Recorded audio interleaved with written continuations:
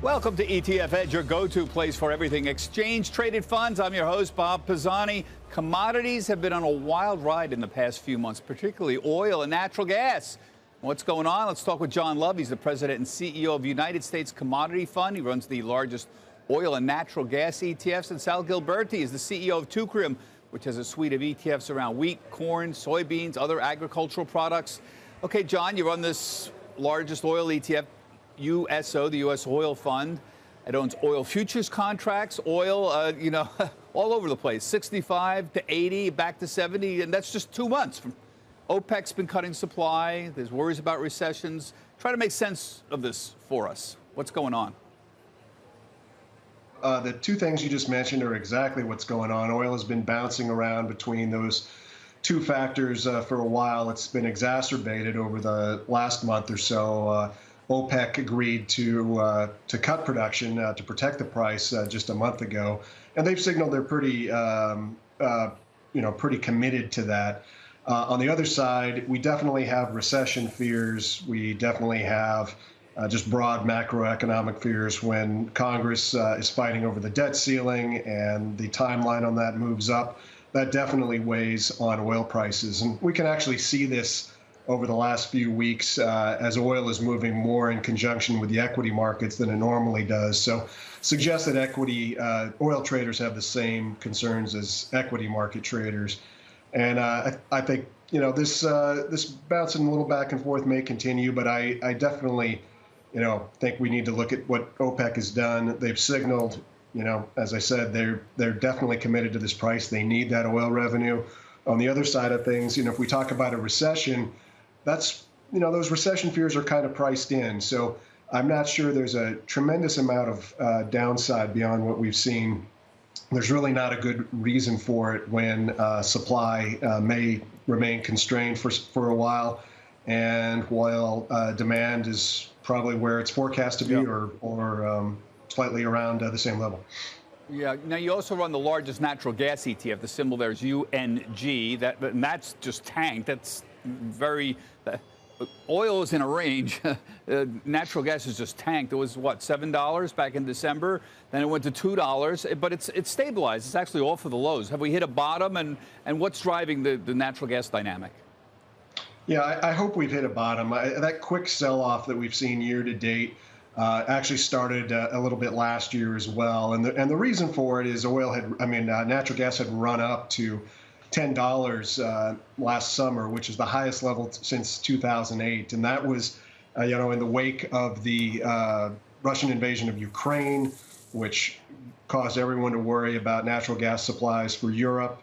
And fundamentals even preceding the invasion were strong. So we basically had a period coming out of COVID where things were looking, pretty good for natural gas. And then you have this potential supply shock.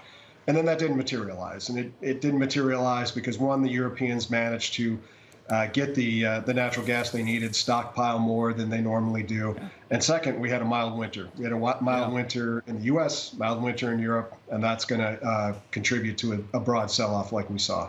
We talk, Sal, like we're in favor of the commodity people here, but in fact, this was very good news, right? We were all terrified that Europe was going to freeze to death this winter, and it didn't happen. And even in the United States, it was a little warmer. This was good news for the global economy. Not good news if you're low on natural gas, but generally good news, right? It was great news, Bob. And the fact that there was no winter in Europe is what saved the world economically. I think we could have had an oil price shock, an energy price shock. It was there for a couple of weeks and it went away, thankfully. We would have been in big trouble. I share John's view that natural gas may have bottomed here. I think that the demand in the U.S. for peaking units for summertime heat is going to pick up. And I think that your export demand for LNG, that'll still be there. And you've got LNG plants coming back online that were off. So I think natural gas actually looks pretty stable right now. It's quite remarkable when you see what they're doing in Germany, the LNG facilities that they're building out there. Is this going to be a long-term thing? And John, jump in, but it seems like they're building out a whole new energy infrastructure over in Europe, independent of Russian natural gas. They are. They have to stay independent of Russian natural gas. They will for a very long time. I'm sure at some point out of our future, they'll go back to importing Russian natural gas. But they're doing a workaround. They're doing a good job. Everyone is hoping and praying for no winter again next year. That's really important. Yeah. John, the number of shares outstanding in UNG has skyrocketed this year. Can you explain why that's happening? I mean, it seems like traders are shorting natural gas using UNG, and then the market makers have to create more shares to accommodate that. I mean, that's my interpretation, but what did you have to say? And if you want to add anything to what Sal has been saying, go ahead. Yeah, well, I'll start with that. I mean, just to add to what Sal said, we're building out a tremendous amount of infrastructure here as well. And we have been for several years, but it's continuing to grow.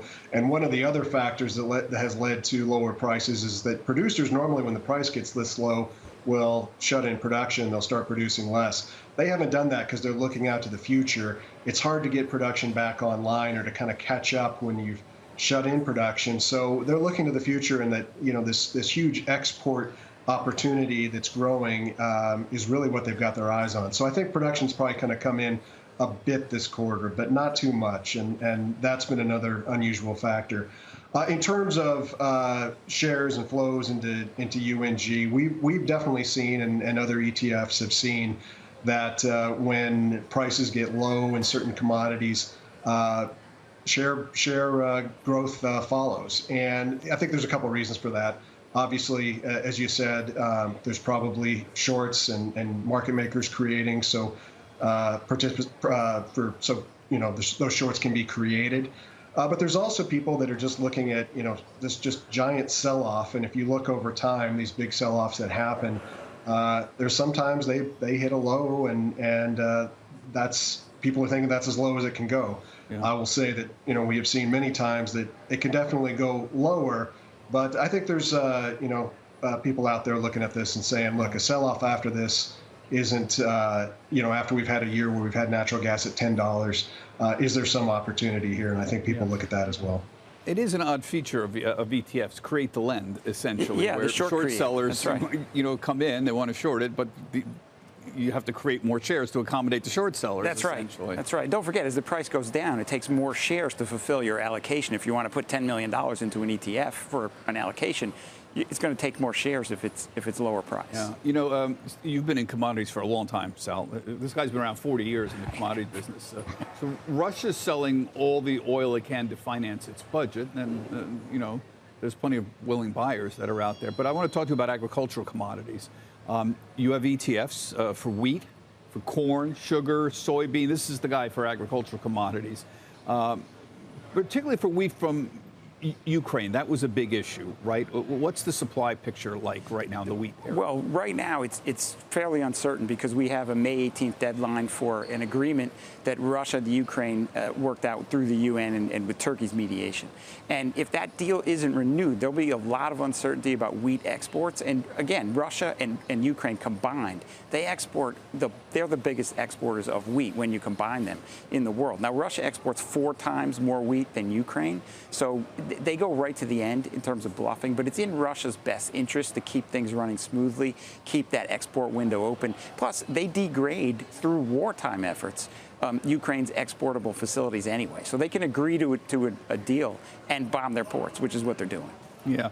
And this is a good time to educate people about how these futures commodity ETFs work. One distinguishing factor of all these Tukrin agricultural products that you have is the structure of the underlying holding. So usually you get these commodities and they hold the front month futures contract, but these contract across multiple maturities, right? That's right, they do. We extend out across the curve, what they say, out into the future, because generally you're either using this as a trading product, in which case you don't care what it holds, although you hope it holds the front, because you're in and out. But a lot of people allocate to grains. Grains spend a lot of time trading at their cost of production when there are times of surplus and balance. And does having it across multiple contracts reduce the roll cost? Yes, it does. It reduces. I mean, that's a roll major costs. problem Yeah, with these. we think it does because it depends on the shape of the curve, which does change. But we also, because you spread it out, we're not rolling the whole portfolio, say 12 times a year, 100%. We're rolling the portfolio in corn with only 5 futures contract expiration. We're only holding 3 of them. We're rolling roughly a third 5 times a year. So it's a lot less in terms of rolling and roll costs. Right. So you mentioned this UN grain deal that's expiring May 18th? May 18th. Okay. Explain a little bit about what this deal does and will it be renewed or not? This deal allows the free export. Remember, grains come out of the Black Sea on ship. That's how they come out. Russia and Ukraine export a vast amount of grain to the world. We need their grain. We need their wheat. We need the corn that comes out of the Ukraine. Russia's not a big corn exporter. And when there's a war, people are worried about armaments going back and forth. So both sides want those ships inspected to make sure that there aren't arms smuggled that could support the war. So they broker through the UN an inspection deal, ships that come in empty, ships that go out full of grain, that's really what they're shipping. And so without that type of deal, then shipping of the world's #1 grain exporter, #1 wheat exporter is Russia. Shipping will become uncertain because you'll be in a war zone and people won't be in agreement that there'll be ships. There's a lot of uncertainty. Could those ships come under attack? So you see that underpinning of price uncertainty. But Russia's bluffed before. It does feel a little different this time. We don't know which way they're going to take the war. So what's the supply situation? Is there an oversupply of grain? There's an oversupply of wheat in Russia right now. They need to move that grain. So really? So that means lower prices, right? That's correct. And wheat prices have been coming down. But that wheat's got to get out of the Black Sea. That's really important. And Russia's behind. They have almost 80% more stocks than above their 5-year average. And they have a near record crop coming out of the field in a couple of months. So they need somewhere to put it. It's amazing. We were afraid of like a massive grain shortage a year ago. And now we have a grain surplus. Well, farmers are resilient. They plant even if there's a war. Unless your field's being bombed, you're a farmer, you're out there planting, prices are high, you're motivated to produce. And that's what farmers, in fact, all commodity producers are doing. They're producing. Yeah, which is a good thing. Remember, ultimately, we might talk like traders, but we're on the side of the consumers, right? That's right. I mean, that's the right. global economy needs wheat. That's right. We don't want people paying through the nose for high wheat price. At least I don't. I want to go back to oil. John, one of the strange features of the oil market is it's in backwardation right now. So you always got this knock against futures contracts, like the USO. It's in contango. That's the way a contract should be traditionally, where the futures contracts are higher priced than the front month contract. The contracts that are farther out are higher priced. So when you roll into them, it costs money for these futures ETFs, but that's not the case here. Oil's in backwardation. The front month contracts are more expensive than the contracts that are farther out. So what is this telling us, and explain how this might help or hurt a holder of an ETF like this? Sure. Well, we could spend the entire segment talking about contango backwardation, but I'll try to simplify. So, what it is telling us, and to kind of your question to Sal about oversupply is, when a market goes into backwardation, when the futures prices are cheaper than the physical price and they're getting cheaper as you go out the curve, we tend to think that suggests that either demand is greater than supply or market participants are worried about that happening. And if you are you're a refiner and you need crude oil in order to produce gasoline or other distillates, then you're concerned about having that crude oil when you need it. And if there's going to be a shortage in the future, you'd rather buy it now and not the futures contracts in the future. So what this tells us when we have backwardation is that there may be some concern that there's not going to be enough supply, and people would rather own the commodity now. So what that tends to also tell us is that if supply is expected to be lower, there's a higher probability that prices are going to rise in the future. The reverse of that is contango. And you get contango when there's a glut of a commodity. So prices tend to rise as you go out the futures curve. It's kind of interesting because contango has been more prevalent than not over the last decade or two, but it used to be considered in commodity markets that backwardation was normal. So, the futures can change, the curve can change, and I think it's important for investors to keep an eye on that. Yeah. One last thing I'd say about, in oil markets right now is that we actually have mild to moderate backwardation right now. I think it's between the front month and the contract that's a year out. It's about $4 right now. Last year, it averaged $13. So I think what we're seeing is some worries about supply, but not the same level of conviction you had in 2021 and 2022. Why would backwardation be normal for a contract? I mean, because the cost of storing, like you're the ag guy, wheat, corn, you're storing this stuff farther out. Isn't there a cost to storing that? When you have a prolonged shortage, you're going to have backwardation that becomes almost normalized. But I actually think we're going to flip. I think OPEC cutting is more that they're pessimistic about the economy. I think the futures curve is telling us that the oil is cheaper out in the future. People expect there to be more supply. We have these problems now in terms of commodities. But we're coming out of that. Producers have been producing. I think commodity-related inflation is dead. I don't see. Producers are producing. The Fed is trying to kill the economy, or at least slow it down. I think that in the end, we're going to see that we have enough commodities for now.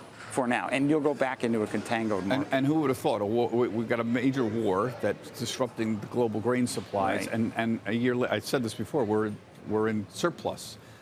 Tell us something, John, about how well these commodity ETFs track the price of oil and natural gas, particularly when you're accounting for the roll. This is always the knock. People hate agricultural commodities because of the roll that happens. How well does it track the price of oil and natural gas? So our products that track the front month, whatever it is they're tracking, they do track very well. What people tend to look at is they look at a price at this point in time and a price at this point in time, and they think that a futures investment or an ETF that invests in futures should show the same price movement. But what they're not accounting for is that you do have to roll. There is an expiration for each futures contract. So as you roll, you're either adding, if you're in backwardation, you're adding a positive roll yield, and that's going to make you look better than the spot commodity price. And if you're in contango, the opposite is true. You're going to have a negative yield, and it's going to make it look worse. But all you've got to do is adjust for that roll, and they track very tightly. Yeah. Now, here's a good way to distinguish this, because you have two oil ETFs, John. You have the USO, and that's weighted towards the front month contracts. But then you have an equal weighted, USL is the equal weighted one. That's equal weighted over 12-month contracts, right? So people can have a choice here, right? There's USO and USL, and they track pretty closely together. But there is a choice here, and who would choose one over the other? Yeah, so right now they are tracking closely together, and that's you have very mild contango at the front of the curve is one reason. So there's not a big impact right now. But why would you choose one over the other? Well, if you're in a contango market, then just as Sal was talking about, because USL will own those front 12-month contracts, it's only rolling a small part, 1/12 of its portfolio every month, as opposed to the entire portfolio. And so that tends to mitigate the impact of contango. Now, the opposite is true if you're in backwardation. If you're in backwardation, you probably want to be closer to the front of the curve because you're earning that positive roll yield. One other thing you can look at, we also have the same thing with UNG and UNL, where we have the 12-month natural gas strip, and the same thing is occurring. So when there's backwardation, you probably want to be closer to the front of the curve. When there's contango, it helps to mitigate that contango drag. And we're putting this up right now. It's the same with natural gas, as you see here. UNG is just the front month. Is that right? UNG, just like USO? It's front month, and it rolls 2 weeks before expiration. Right. And UNL is a 12-month, what you're looking at here, 12-month natural gas, equal weighted over 12 months. Okay. Exactly. And John, there was a story in the Wall Street Journal that oil companies are all awash in money, which we all knew, but they did a story saying a lot of investors want the oil companies to return even more money in buybacks and dividends that they're doing already. Any thoughts on this and what's happening with oil stocks in the next? There's oceans of cash are still out there for these oil companies. Yeah. Well, I mean, the oil producers, after getting running up their debt the last decade, they've restored fiscal discipline. They've been much more disciplined. They're much more reticent to overproduce. We do have an abundance of oil and natural gas in the country that we do have access to. But I think that the fact that they've got fiscal discipline in place and that they are returning cash to shareholders is positive for those companies.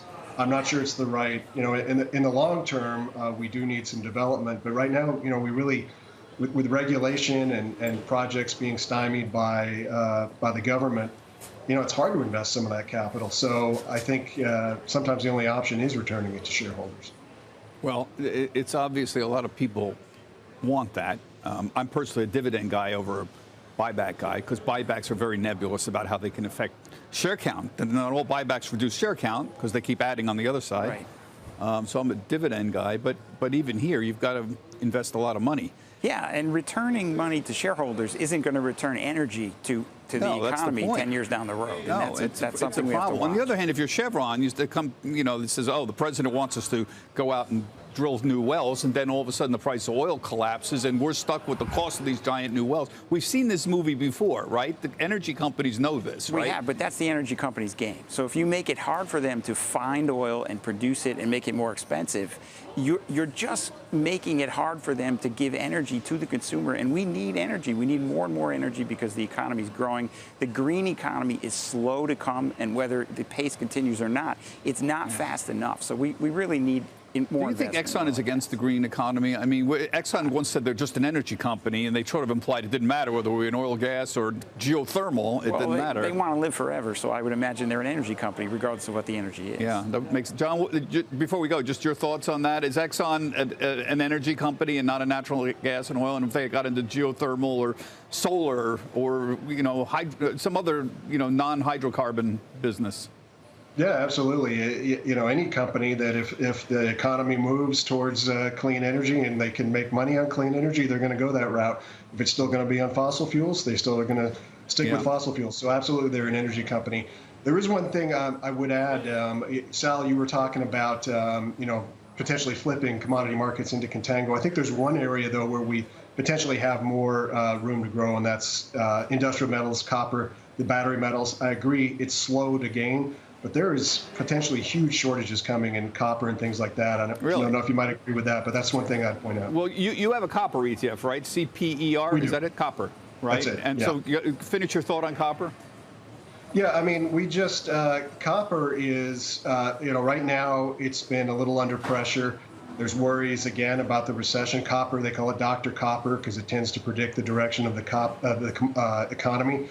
But I tell you, if right now there is just a shortage of copper that is being produced, and there is nothing like the shale revolution that follows on from this. So I don't know, in the near term, it's hard to say, but I think in the next couple of years, copper and battery metals, we have a battery metals ETF as well. We think that's probably a really strong play in this next decade and even next couple of years. All right. Finally, I just want to mention something. Last week, ETF.com hosted its 9th annual awards night. I was there. My producer, Kirsten, was there. This is honoring the performance of top funds and contributions made by many heavy hitters in the ETF space. There was roughly 250 members of the ETF community in attendance. It was here in New York. Among the winners was Joanne Hill, who won this year's Lifetime Achievement Award. She's the Chief Advisor for Research and Strategy at Sibo Vest, board governors for the CFA Institute, and a lifelong pioneer of the ETF industry. That was very important. Sibo Vest, again, with Joanne Hill. Other big winners included the JP Morgan Equity Premium Income ETF. That's JEPI, J-E-P-I. That was the ETF of the year. And the U.S. Treasury 3-month bill ETF, that's T-bill, who took home the best new ETF. Dimensional and bond blocks also went away with big wins, including ETF Issuer of the Year and new ETF Issuer of the Year, respectively. Now, that does it for this week's ETF Edge. Congratulations to the winner of those ETF.com awards. My thanks to John and Sal. We've asked Sal to stick around and give us his thoughts on other commodities for the ETF Edge podcast that's coming up. And remember, you can see all of our shows on our website. That's etfedge.cnbc.com. Everybody have a healthy, happy, and safe trading week. Get the ABCs of ETFs with the ETF Edge newsletter. Your weekly update on the hottest trends, expert analysis, actionable ideas, and exclusive insight from host Bob Pisani. Sign up now at cnbc.com/ETF Edge newsletter.